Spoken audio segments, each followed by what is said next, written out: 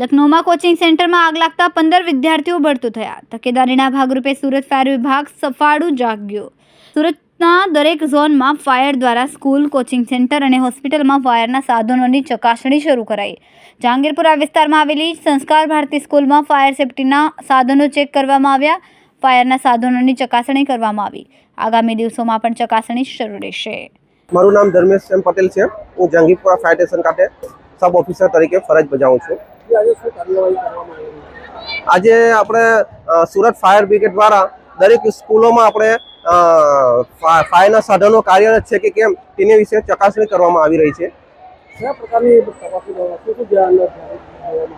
એમાં આપણે ફાયરના સાધનો એમના કાર્યરત છે કે કેમ તેની વિશે, જેમ કે CO2 છે, DCP છે, હેડ એન્ડ સિસ્ટમ છે અને ઇમરજન્સી એક્ઝિટ છે, એ બધાની ચકાસણી કરી રહ્યા છે. હાર આપણે પાલનપુર પાટિયા પાસે સંસ્કાર ભારતી સ્કૂલમાં હાર ચેકિંગની ચકાસણી ચાલી રહી છે.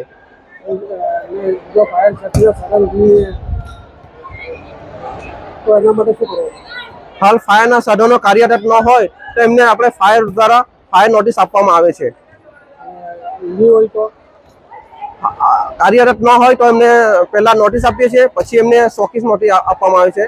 તે ઉપરાંત બી કાર્યવાહી ન કરે તો એમને આપણે સીલ કરી દેવામાં આવે છે. હાલ સુરત શહેરમાં અલગ અલગ ઝોનમાં અલગ અલગ ફાયરની ટીમો દ્વારા હાલ ચેકિંગ ચાલી રહી છે. કેમેરામેન સેનલ વિરાણી સાથે વિશાલ છેઠા, માનવ પ્રભા ન્યૂઝ, સુરત.